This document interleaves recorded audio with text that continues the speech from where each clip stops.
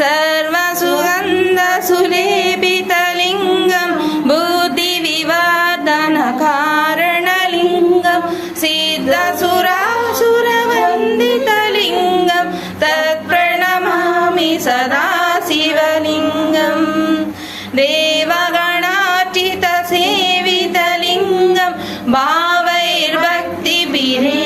च लिङ्गं दिनकरकोटिप्रभाकरलिङ्गं तत्प्रणमामि सदा शिवलिङ्गं कनकमहामणिभूषितलिङ्गं पणिपतिवेष्टितशोभितलिङ्गं